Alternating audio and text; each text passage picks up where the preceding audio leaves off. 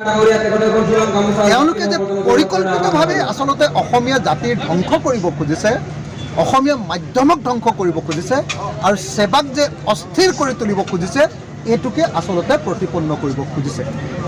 আজি ভৱেশ কলিতা ডাঙৰীয়াই, বিজেপি দলৰ ৰাজ্যিক সভাপতি ভৱেশ কলিতা ডাঙৰীয়াই এই গোটেই ঘটনাটো কংগ্ৰেছ দল জড়িত বুলি ক'বলৈ গ'লে আচলতে তেওঁলোকৰ দলৰ দুৰ্বলতাকে প্ৰকাশ কৰা আমি দেখিবলৈ পাইছোঁ। হিমন্ত বিশ্ব শৰ্মাৰ নিচিনা ইমান বীৰ মুখ্যমন্ত্ৰী হিমন্ত বিশ্ব শৰ্মাৰ নিচিনাকৈ যিখন চৰকাৰে অসমত মুক্ত হত্যা চলাই আছে, সেই মুক্ত হত্যা চলাই থকা চৰকাৰ এখনে ওচৰত যদি এখন প্ৰশ্নকাকত এনেকৈ মুকলি বজাৰত বিক্ৰী কৰিব পাৰে, তেতিয়াহ'লে সেই চৰকাৰখননো কিনো বীৰৰ চৰকাৰ? এই মুহূৰ্তত আমি স্পষ্টভাৱে আকৌ জনাব খোজোঁ যে এই গোটেই ঘটনাৰ কাৰণে, প্ৰশ্নকাকত ফাদিলৰ এই গোটেই ঘটনাৰ কাৰণে, প্ৰশ্নকাকত লিক হোৱাৰ এই গোটেই ঘটনাৰ কাৰণে আচলতে শিক্ষামন্ত্ৰীয়ে পদত্যাগ কৰিব লাগে। সেৱাৰ অধ্যক্ষক অনতিবিলম্বে তেওঁ কামৰ পৰা অব্যাহতি দিয়াৰ ব্যৱস্থা গ্ৰহণ কৰিব লাগে আৰু মুখ্যমন্ত্ৰীয়ে হাতযোৰ কৰি সমগ্ৰ ৰাইজৰ ওচৰত ক্ষমা বিচাৰিব লাগে।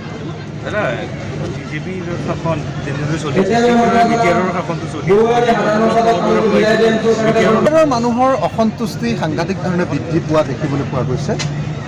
মানুহে আশা কৰিছিলে যে প্ৰমোদ বড়ো চৰকাৰৰ দিনত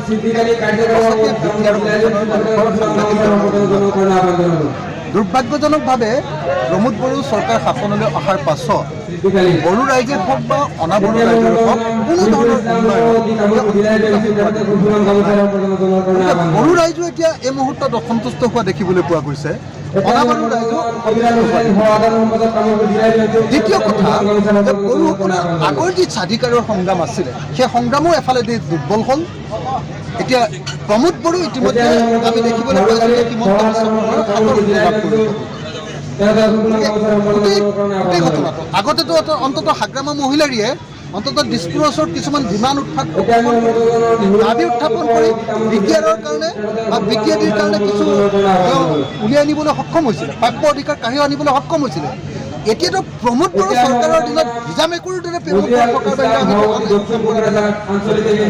কিন্তু দুৰ্ভাগ্যজনকভাৱে প্ৰমোদ বড়ো চৰকাৰৰ দিনত বিটিআৰ অঞ্চলত বাকী যিখিনি অনাবড়ো ৰাইজ আছে তেওঁলোকৰ ভূমিৰ অধিকাৰ দিম বুলি যে তেওঁ কৈছিলে, দুমাহৰ ভিতৰত যে তেওঁ কৈছিলে যে সকলো মানুহৰ ভূমিৰ অধিকাৰ প্ৰদান কৰা হ'ব, সেই কাম কিন্তু আমি কৰা দেখিবলৈ পোৱা নাই।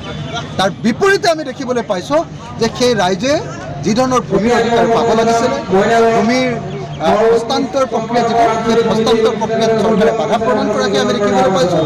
আৰু সেইকাৰণে এই মুহূৰ্তত মই অসমৰ সকলো ৰাইজকে আৰু বিশেষভাৱে বিটিআৰৰ সকলো ৰাইজকে, বড়ো অনাবড়ো সকলো ৰাইজকে UPPLৰ এনেকুৱা ধৰণৰ জনগণৰ বিৰোধী কাম, ৰাইজ বিৰোধী কামৰ বিৰুদ্ধে আমি সকলোৱে জানো যে AIDF তেওঁ আচলতে বিজেপিৰে মানুহ। এনে কৈ থাকি লাভ, কথাটো খুব স্পষ্ট যে আজিৰ দিনটোত AIDF আৰু বিজেপিয়ে মিলি চৰকাৰ বিজেপিয়ে AIDFক দুখ দিয়ে, AIDFে বিজেপিক দুখ দিয়ে আৰু দুয়োটাই মিলি ভকত হৈ চৰকাৰখন চলাই আছে। আজি বিধানসভাত আমি দেখিবলৈ পাইছোঁ যে AIDF বিধায়কবিলাকে যেতিয়া হিমন্ত বিশ্ব শৰ্মাই ভাষণ দিয়ে তেতিয়া তেওঁলোকে হাত চাপৰি বজাই থাকে।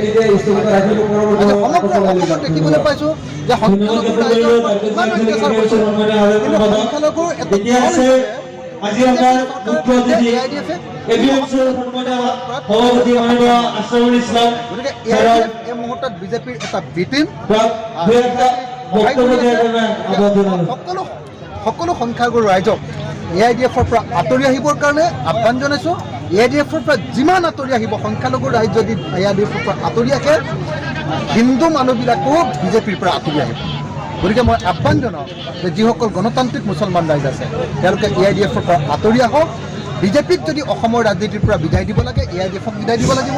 আৰু AIDFক যদি অসমৰ ৰাজনীতিৰ পৰা বিদায় দিব লাগে, তেতিয়াহ'লে অসমৰ ৰাজনীতিৰ পৰা বিজেপিক যিখন বাজেট প্ৰকাশ কৰিলে সেইখন কেৱল মানুহৰ মূৰ কিনা বাজেট। মানুহক মানে পইচা দি কিনিবৰ কাৰণে পঞ্চায়ত ইলেকশ্যনৰ আগত ৩৯ লাখ আত্মসহায়ক গোটৰ মহিলা ১,০০০ প্ৰতিখন গাঁৱত তেওঁলোকে গাঁৱৰ প্ৰতিষ্ঠা দিৱস পাতিবৰ কাৰণে টকা 5,000 তাৰ পৰৱৰ্তী সময়ত গাঁৱত খেল খেলাবৰ কাৰণে 10,000 টকা আৰু সাংস্কৃতিক কাৰ্যসূচী পাতিবৰ কাৰণে টকা 10,000 অৰ্থাৎ সকলো মানুহকে কেৱল টকাৰে পাতিবৰ কাৰণে চৰকাৰে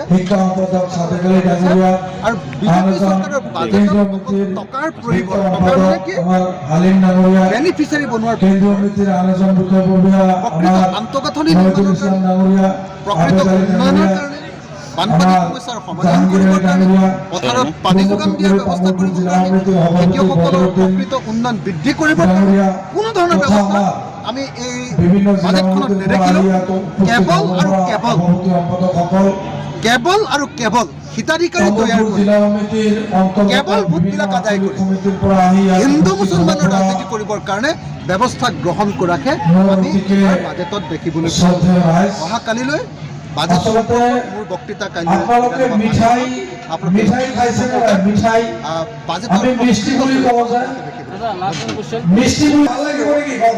যে ইয়াৰ হত্যাৰ বিচাৰ হ'ব প্ৰকৃত সেই কথা কোনো পধ্যে মোৰ এতিয়াও মনত আছে যে মুখ্যমন্ত্ৰীয়ে কৈছিলে যে আপোনালোকে আমাক মাটিৰ অধিকাৰ প্ৰদান হ'ব নালাগিছিল। তেওঁলোকে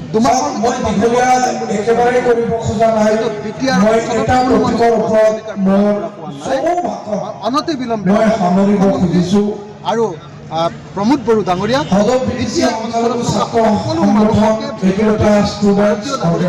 ভূমিৰ অধিকাৰ প্ৰদান কৰিবৰ কাৰণে